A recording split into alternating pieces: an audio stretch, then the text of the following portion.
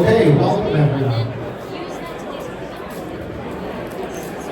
So today we're going to be talking about AI implementation in large organizations. Who here works in AI? Okay. So my name is Greg Spektor. I'm a consultant. I help organizations define their delivery process, stand up a PMO, stand up a product operations process, and lately it's been a lot more AI. So all of us know the common facts. AI is incredibly productive. It makes us all a little better. 78% of global companies use it. I have links at the bottom of this presentation referencing these facts. I didn't make all of them up. So AI maturity comes on a scale of 1 to 5. Level 1 is basically that the organization is aware of AI and AI tools, and level 5 is where it's in the DNA. So I wanted to do like a Mentimeter, but I didn't set one up, so let's just do a show of hands. In your organization, where do you feel that you guys are at? Who's at level 1? Level 1 is you're just aware of it. There's no process around it. Okay, how about level 2? You're experimenting, but it's not a policy. Okay. Level 3, where it's being used, it's kind of a policy, but it's not systemic yet. And 4, systemic. Okay. And how many here it's like ingrained in the DNA of the organization? Okay, that's not bad, considering how new it is. So what are the things we need to consider when implementing AI? And we're going to drill down into all of these, but generally speaking, we need to make sure it aligns strategically. If we're implementing AI just to implement it, not really achieving anything positive. If it's a solution in search of a problem, it's going to be haphazard and it's going to suck. We need data, and therefore we need data infrastructure. Without the data infrastructure, we can't have data. And change management. I've been involved in a lot of change and transformational initiatives over my career. Change management is probably one of the most important ones. How you implement change is critical to its success. Tool selection, making sure you're choosing the right things and implementing them. And lastly, human AI integration. So let's drill down on strategic alignment, what we have to think about. In order to achieve what you're trying to achieve, you need to be able to measure how you're doing and how far you're getting. And for that, you need to have clear and measurable business objectives. This goes back to what I said earlier. You can't be a solution in search of a problem. You have to understand why you're doing it and what you're trying to achieve or change. We need to identify opportunities within the current processes. Now, nobody is saying that the world will not change greatly with AI, but in order to start, to get the thin end of the wedge in, we need to identify opportunities to use AI tools and processes within the current processes. We need to make sure that AI initiatives align with business strategy. If they're not advancing business strategy, then they're oftentimes just a fun little exercise, and we're not looking to do a fun little exercise.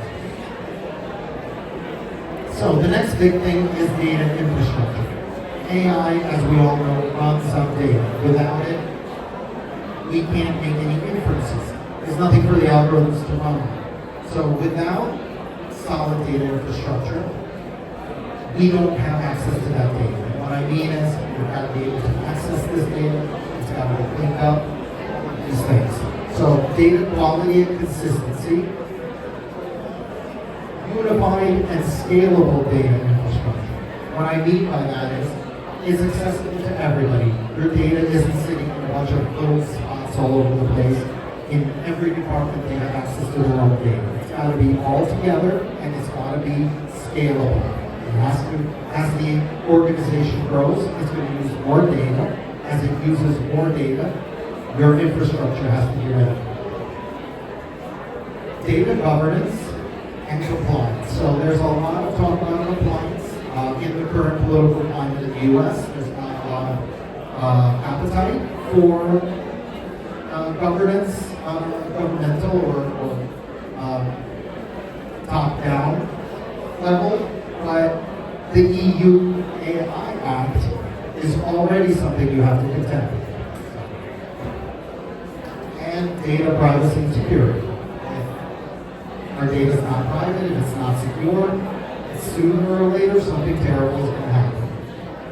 And lastly, infrastructure performance.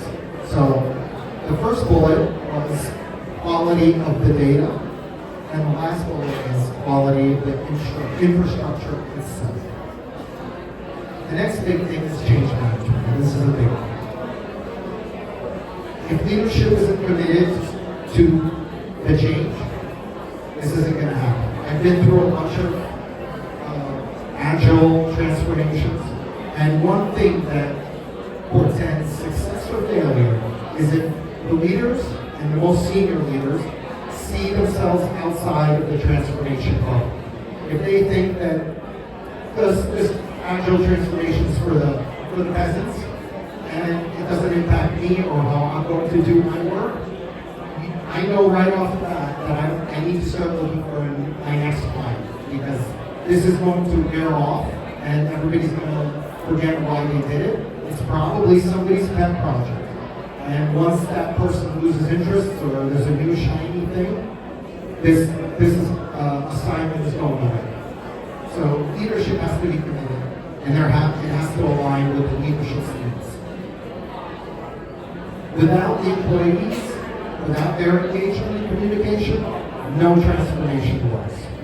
So again, in an Agile transformation, if people are willing to do things while I'm paying attention, and then when I turn my back, they just go to doing the things they were doing before the same way, that's not going to be successful. I need their commitment. Training and continuous learning. Nothing moves faster than AI currently. I briefly heard a statistic this morning that it took 10 years for Google to have as many searches as it took ChatGPT today. So ChatGPT did in 2 years what Google did in 10. That's something. If you're not training people, they're falling behind. And the corporate culture has to be ready. Without culture, you have nothing. You need to make sure that your corporate culture is receptive to change, receptive to this change, and is ready to take it on. Lastly, metrics. I started my career in investment banking. I'm a big fan of metrics. If you can't measure, you can't tell your story. At least not in the boardroom, because that's the language that the boardroom speaks. You have to have metrics, and in order to have success, you have to have feedback loops. The next thing we're going to talk about is tools.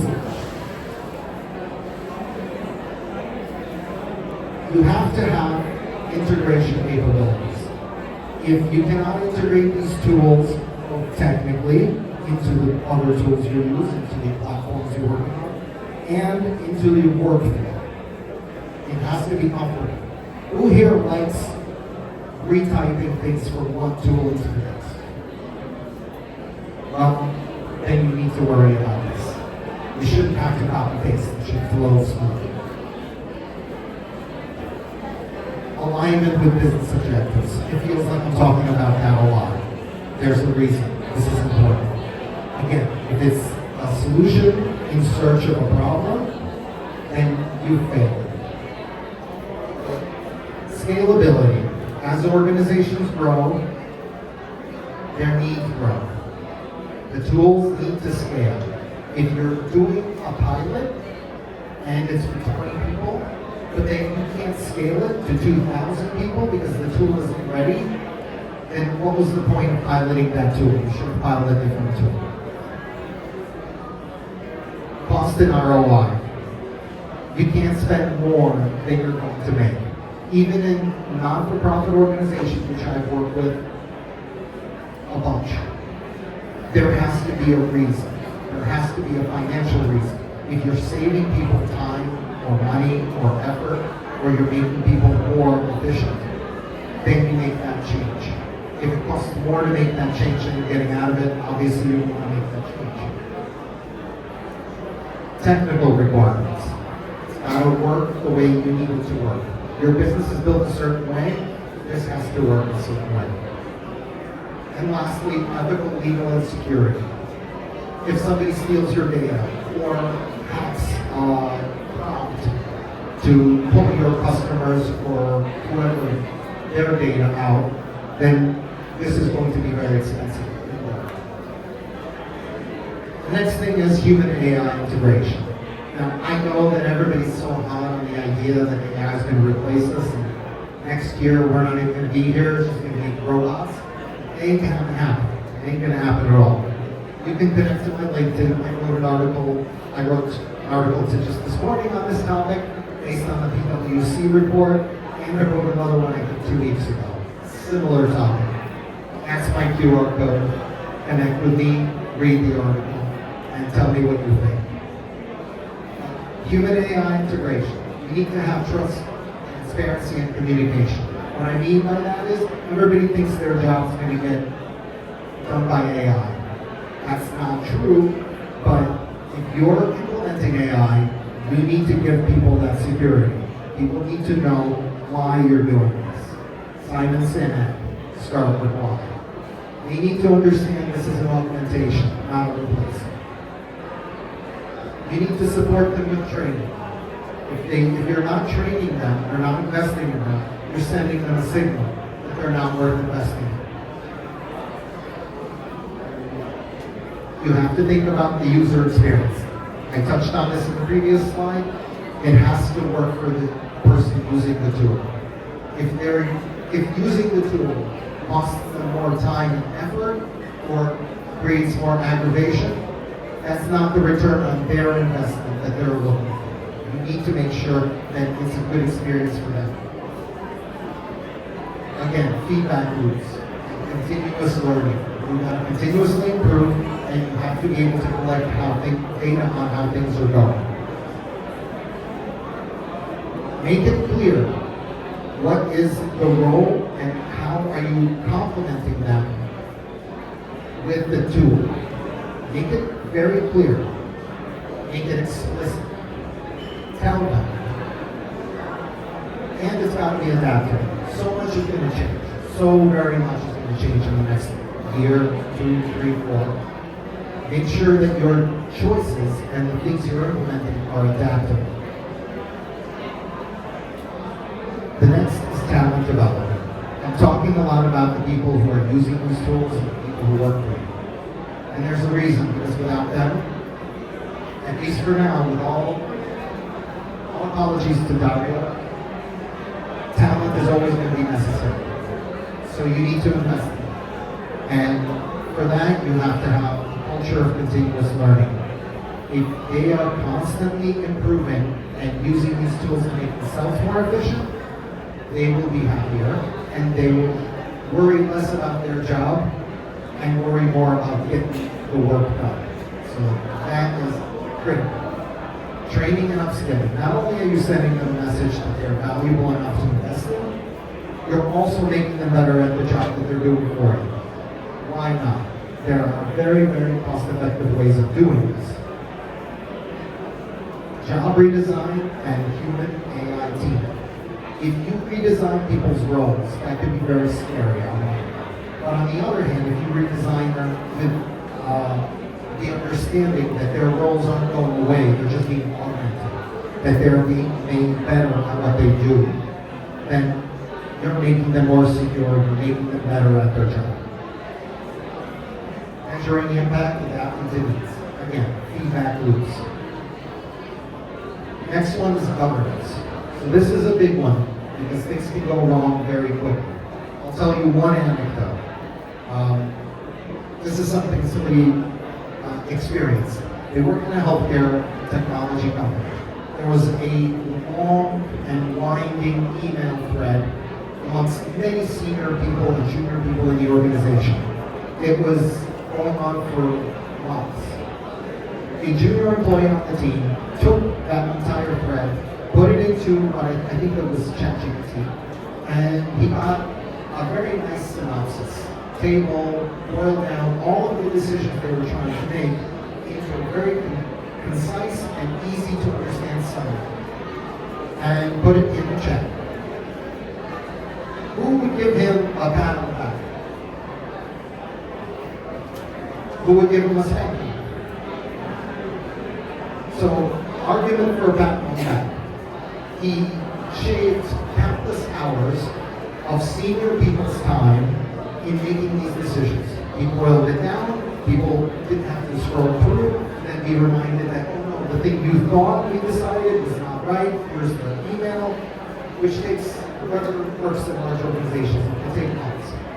On the other hand, where did he put it? Is that information PHI? Did he violate some sort of laws? Did he expose company secrets? No one knows, because there was no policy. And no policy means that the most aggressive people, the cowboys, they're just going to do whatever. And then the most conservative people aren't going to use the tools at all. If you don't clarify what you expect of people, you're going to get the worst of all worlds. You have to have a comprehensive AI policy. It's not hard to do. You can contact me and I'll help you. And you have to have an understanding of risks and how to monitor those risks. Once you understand these things, you can come up with a comprehensive AI policy fairly easily. Now, change management, like I said, it's very important. It's something that we can't do without. The first thing we have to do is business leadership alignment. We need to have them to buy in, and we need to align with organizational goals. If they're not aligned, it's not going to happen. The next thing is employees. If they're not engaged, nothing's going to happen. We have to understand why we're doing it, and they need to know what the expectations are. And lastly, continuous feedback. Celebrating success, reinforce what you're doing and why you're doing it. You can't repeat these things often enough. Next slide, I think we're getting to the end, is the importance of explainable AI.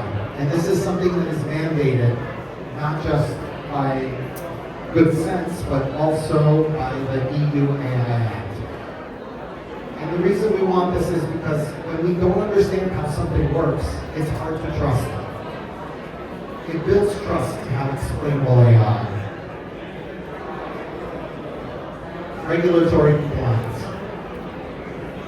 We all hear stories of somebody's insurance being canceled or somebody being fired using an AI. Nobody understands what happened. You look at the situation and it doesn't make sense to you. We need to be able to explain AI. And there are ways to do this. If it's explainable, you can see the biases and you can fix the biases. Everything has a bias, but you need to be able to correct for it. If you can't understand how it's working, you can't know how to correct it. Knowing how the model works allows you to catch problems. You can refactor the algorithm if you know how the algorithm works. You know what outcomes you're looking for. Humans collaborate better when they understand the AI. AI is great, but we're still smarter, and we need to know what we're dealing with.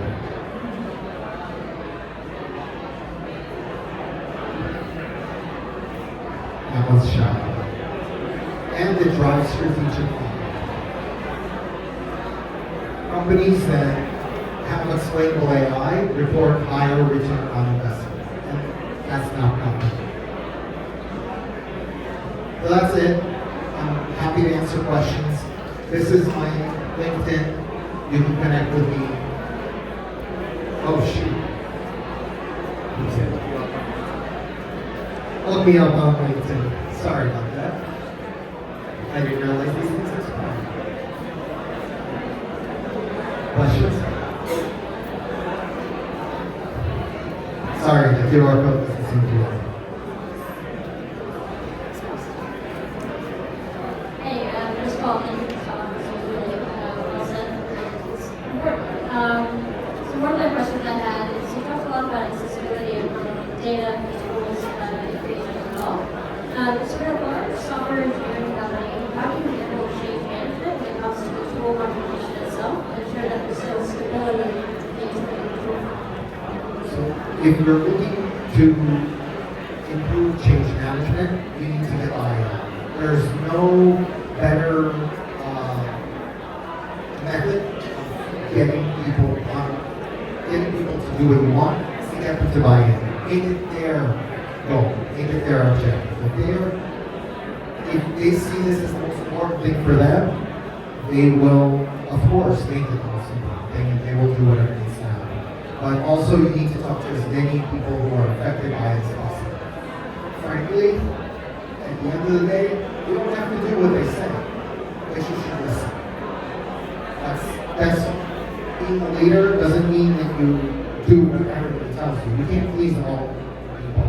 But what you can do is listen to them and incorporate what their suggestions are and their perspective and do what you think is appropriate. Thanks so much for the conversation today. It was really, really helpful with my consulting skills for employing. I'm curious, as a fellow consultant that does a lot of change management, process improvement for little things, I'm wondering how you think AI can be used ethically, but then also usefully by the consultants themselves for deploying this change. When is it okay to use it? When should you rely on it? I would use it wherever I can. I'm a little bit older than most people here, so I remember when using digital tools for art was considered cheating, or using word processors where it corrected your spelling and grammar was considered cheating. But then that kind of perspective went away. If you've written a proposal for a client, give it to your tool of choice. Ask it to critique that proposal. Ask it to ask you questions that you think a client, that it thinks a client will ask you. Ask it, what are you missing in your proposal? What is factually incorrect? You can do all these things on your own. You can. But why?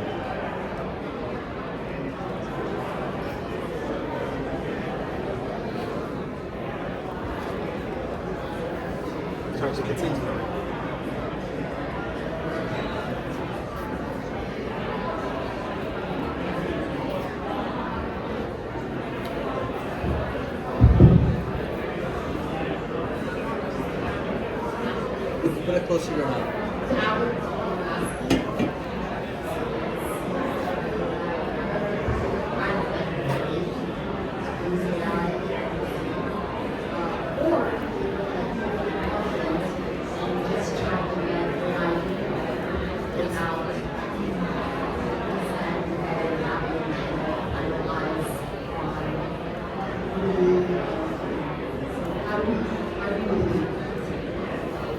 So if I understood your question correctly, you're asking, how do you balance?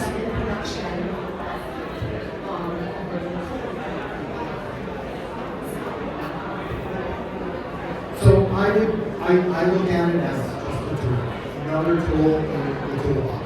If somebody who works for me is using it well, I don't care if they've got this whole thing doing everything. But if they're using it badly, just to check the spelling and the outcome of their work, the output is bad, then I don't care. It's the problem is with them. There was an incident many years ago where an engineer hired a couple of offshore resources, or maybe one, I think it was in China, and he handed off all his work and to these.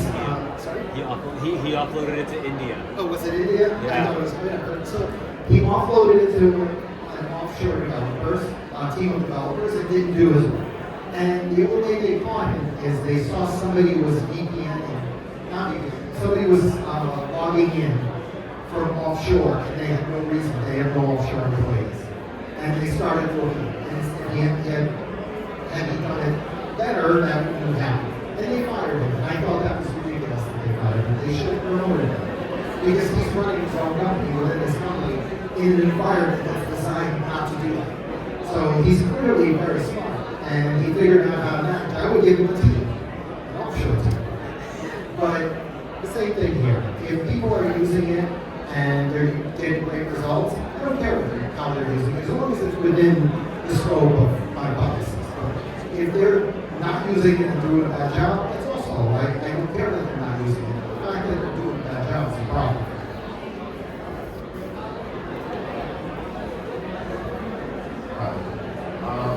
Two questions. One, how do you deal with the privacy? It's a touchy topic, but I'm from and it's a touchy topic at the university, one, and two, those who are professionals using AI to produce privacy. So how would you do that? So the privacy aspect is how you structure your tools. You have to make sure that you know what you're getting.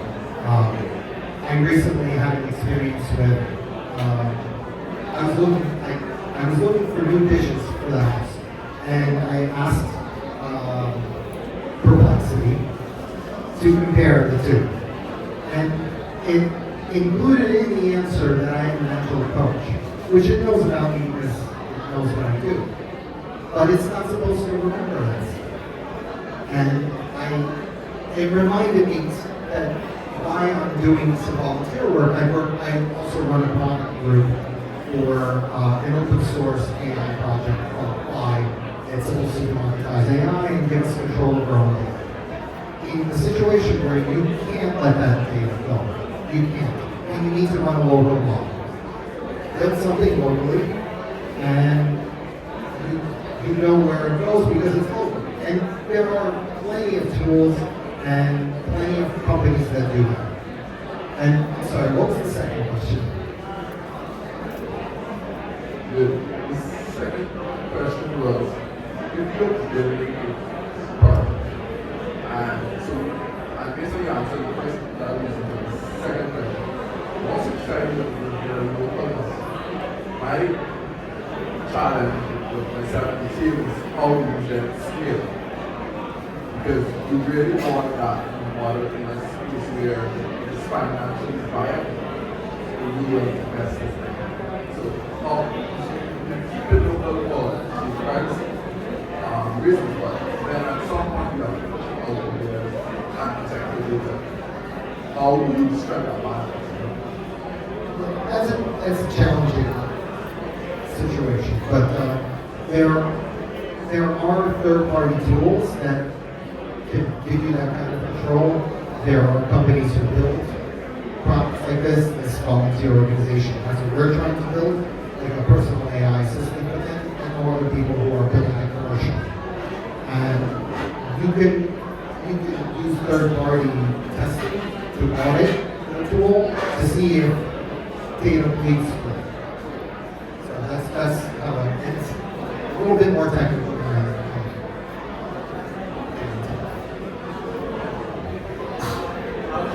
How do you help prevention of over-reliance on AI? I wouldn't worry about that at all. Like I was saying earlier, if the person using AI is doing a good job and the AI is doing their entire job, great. You probably missed your calling as a prompt engineer, but great. The only thing I would caution anybody against is don't take it for granted. These tools change very rapidly from day to day. What it did beautifully for you yesterday, today can be full of hallucinations again. The wrong references include things in there, like reference links to things that don't exist, which I've had happen.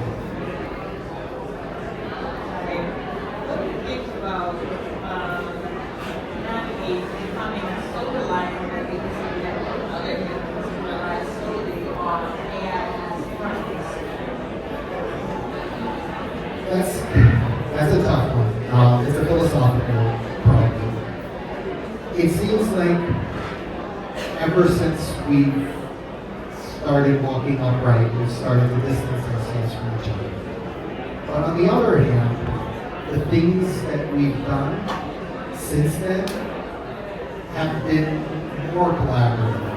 So even though we are trying to distance ourselves individually, we seem to be more like a hive mind. People stay home. Like, I have kids, and I see how they've been growing up. People stay home way more than I did when I was a kid, and yet they're constantly in touch with each other.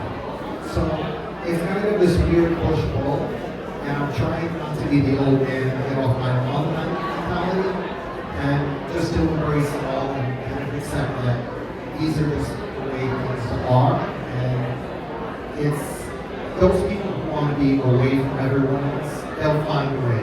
You know, we have hermits living in caves thousands of years ago. So if you have those kind of proclivities, then business is not good. Hi. So I'm curious if you could take on you mentioned to agree with you that it's not going to aid is not going to become totally extinct versus authority. But what do you think, where do you think the opportunities are? What sort of future roles do you see as in demand as we evolve in this space?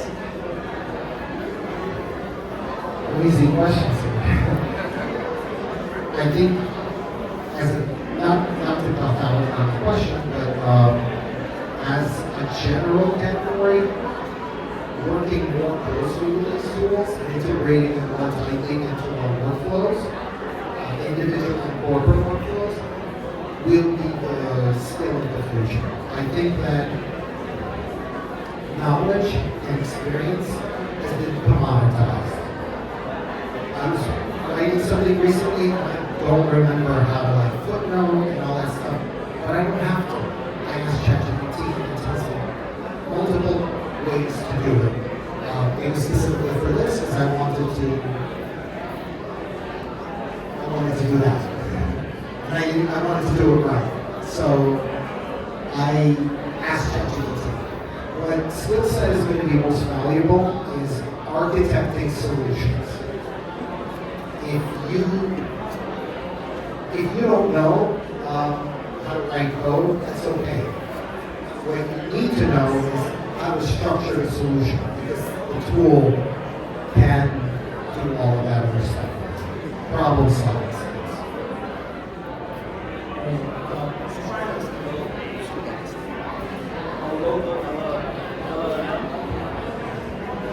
I'm trying to build a local and utilize our companies and our repository to do your build out. But I've been having a lot of hang-ups, dealing with my home base, and trying to figure out how everything can interact with one another. But I wanted to know your experience. Have you dealt with any other localizing models that would work good? I've heard of it. Check it out. It's a workflow manager. I mean, you can integrate any AI model, any API right into it. What's it called? N8N. Say it in the microphone. Saying it verbally doesn't make it easier. It's N8N, and it's a workflow tool where you can use set it. There's three options. There's also an institute. I'm surprised you guys. If you're trying it out, you can you can host it yourself. And it's really nice because you can set up your nodes. I mean, it's very visual. It's kind of like drawing your own flow chart and then integrating into each point the actual AI API so that you can control when your process asks which AI, when it exports it to Outlook to send out emails. It's been fantastic. Nice, thank you. N8N. N8N. The letter N, number E.